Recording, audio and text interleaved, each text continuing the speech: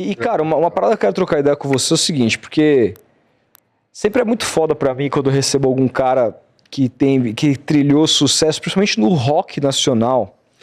Porque a gente vê hoje o momento do mainstream, da música que está no mainstream aí, é bastante diferente de quando vocês apareceram na época de MTV e tudo mais, que você tinha ali talvez uma curadoria que fizesse Uma com que a cena, galera... forte. Né, eu acho que, né, claro, o rock não morreu, existe aí pra caralho ainda, vocês acabaram de lançar álbum novo e tudo mais, estão fazendo shows, mas eu talvez veja menos bandas novas com perspectiva de participar das rodas que vocês participaram, um programa de televisão, uma coisa de ser nacionalmente conhecido e tudo mais. E eu quero entender, assim, eu quando fui moleque, meu maior sonho não era ser jogador de futebol, era ter uma banda de rock e, porra... nem ser jornalista, né? Não, nem fudendo. A gente nem pensava. Eu dei errado na vida, virei jornalista e foi o que sobrou, meu sonho cara. era ser baterista. O meu sonho era ser igual o Badawi, vocalista muito foda, velho. Mas eu não sou jogador, né, cara? Então... Mas eu jogo bola, vou jogar hoje, inclusive. Vou jogar hoje. Chegou pra caralho. Então, pois é, cara. E aí, bom, eu fico pensando, cara, assim, nessa ótica do moleque dentro de mim que queria ter banda, que olhava pra esse universo e falava, putz, deve ser a coisa mais foda do mundo. Mas aí também o cara começa a crescer e sacar que, mano, quando a parada vai pra um lugar profissional, tem os seus corres, seus perrengues, seu cansaço. O dia que, imagino, quando você sobe no palco, você não tem como não fazer o bagulho 100%, mas tem dia que talvez você não tenha que não falar, caralho, à noite tem que subir naquele palco porque você tá cansado. É foda. Eu quero sacar, cara, quando foi o primeiro momento, assim, que você deitou na sua cama e falou, mano, acho que a gente virou, mano. Acho que a gente chegou, realizou o nosso sonho, assim. Você saca quando foi esse momento pra você? Cara, e só complementando a pergunta dele, quando vocês criaram o CPM lá, acho que em 95, né, que vocês começaram a aparecer ali, era pra fazer sucesso mesmo no Brasil, assim, pra furar a bolha mesmo, como vocês furaram? Ah, mas a gente queria viver de banda, porque... é hardcore, né, velho? Não deixa de ser, mesmo melódico, né, mano? Mas até pra muita gente é pesado. Pra quem não tá acostumado a ouvir esse som. Pra quem ouve grindcore, não vai achar leve, mas beleza. Mas assim, eu sempre quis isso, né? Porque também, cara, eu fui um péssimo aluno, velho. Entendeu? Assim, as coisas que eu aprendi, sei lá, de tudo isso que a gente tá conversando aqui, debatendo, foi na vida mesmo, assim, tipo, e lendo, sei lá, mas eu nunca fui estudioso, mano, tá ligado? De escola, eu digo, né? Aluno. Sim, sim. Mano, eu gostava de pegar onda, isso de andar de skate, tá ligado? Cabular umas aulinhas. Então, enfim. Aí... Mas tive uma baita base em casa, né, meu, de educação e convivi em roda de amigos que sempre com um pensamento da hora, sempre trocando ideia e tal. Enfim, mas eu sempre quis isso, sim.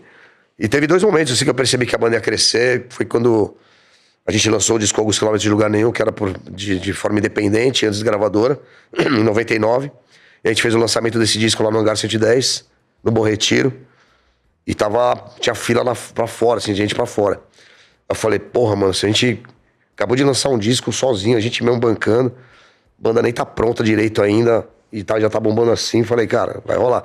A gente começou a fazer show fora do estado também. E aí, quando tocou, a gente assinou com a gravadora, mas também não queria dizer nada, porque poderia mudar o conceito, entendeu? A gente batalhou pra que mantivesse a essência. E aí, lançamos o Reginald's Go no rádio, aí a música bateu o primeiro lugar em tudo que é rádio. Aqui em São Até Paulo, hoje é minha favorita de vocês. Aí bombou, cara. Daí a gente falou, cara, o bagulho virou. Mas aí é uma manutenção, né? Tarde de Outubro, O Mundo dá Voltas. Depois veio o outro disco, Desconfio, dias atrás.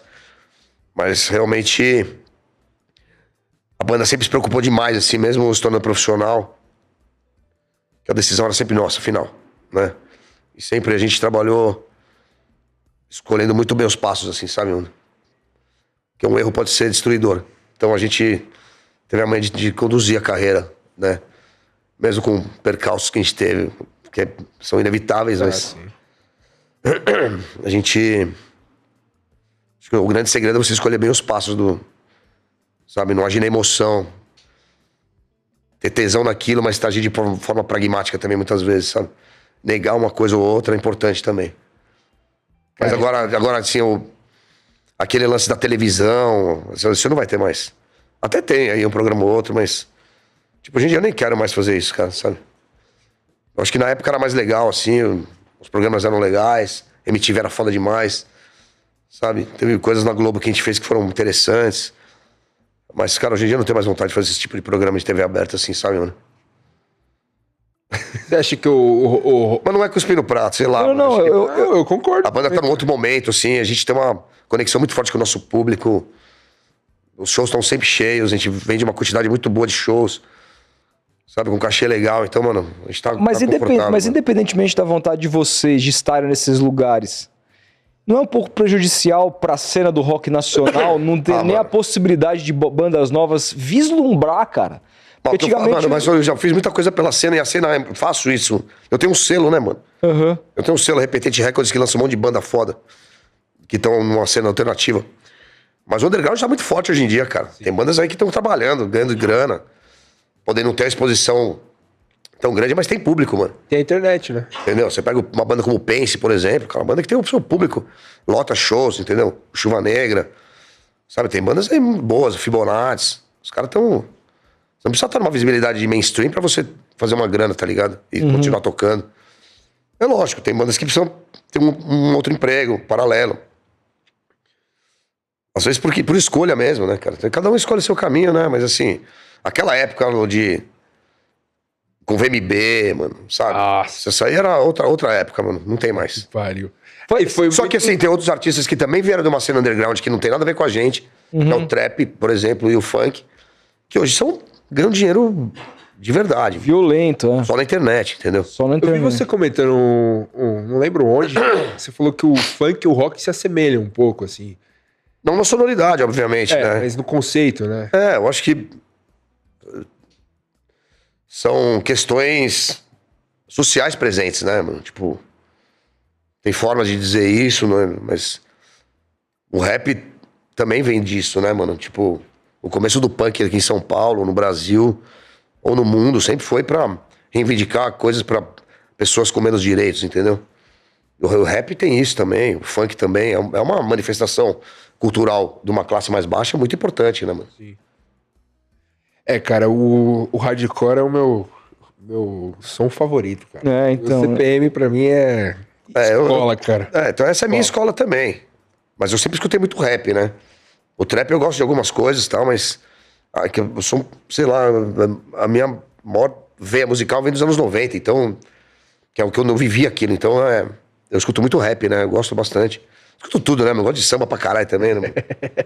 E eu queria sacar, cara, assim, quando você olha pros hits ali, todos que vocês tiveram, eu sempre pensei, né, como que os caras conseguiram fazer um negócio tão radiofônico, mas com guitarras pesadas, sem abrir mão da distorção e tudo mais, sem abrir mão de uma bateria mais rápida e um som mesmo que não tava... A gente via naquela época muito o Charlie Brown, o Raimundos, que era até mais...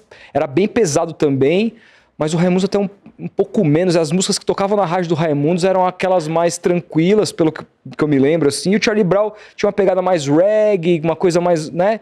Vocês não, era paulada, mas ao mesmo tempo vocês conseguiam fazer aquilo de um jeito radiofônico, que muitas vezes as pessoas tentam jogar no pejorativo, falar comercial e tal, mas eu sempre fiquei muito pensativo de como que vocês conseguiram, nessa cena de onde vocês vieram, assim, do underground, transformar um som pesado numa parada, cara, que ficasse na cabeça de todo mundo, mano. Todo mundo cantasse, puxar uma música e todo mundo vai cantar. Né, mano? Tem uma cena da Califórnia que foi muito forte, né? Que existe até hoje, que tem uma cena muito, muito grande, mano. Melódica, Legwagon, Good Riddance, Strung Out, NoFX, Pennywise, Swing Nutters, aí vão uma centena de bandas aí. Tipo, que são punks e melódicas. Tipo, é o hardcore melódico. O Bad Religion começou com isso, sabe? O Descendants começou com isso. Né? Mais melódico, com letras cotidianas. O Descendants tem letras de amor, um monte. O Bad Religion mais politizado, mas super melódico, entendeu? Melodias lindas, com muitos backing vocals, bem gravado, com arranjos, entendeu? Oitavado. Fica bonito, mas é hardcore. Entendeu? Mas isso, a gente é uma extensão do que aconteceu na Califórnia no pós-punk nos anos 90. Né? Que são músicas rápidas e melódicas, entendeu? Com letras cotidianas. Isso aí, cara, o Noise for a Name faz isso, Millencolin faz isso, entendeu? São nossas influências, assim como os punks antigos, as bandas dos anos 80, Circle Jerks, bandas que eu adoro, Dead Kennedys, The Clash, e várias outras menos conhecidas.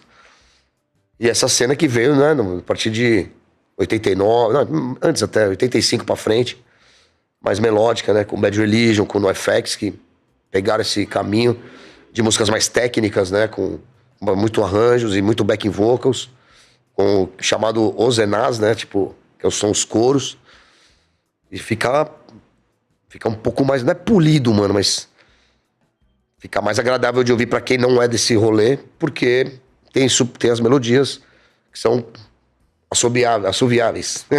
Exatamente. Entendeu? A gente sempre ouviu essas coisas e adaptamos em português.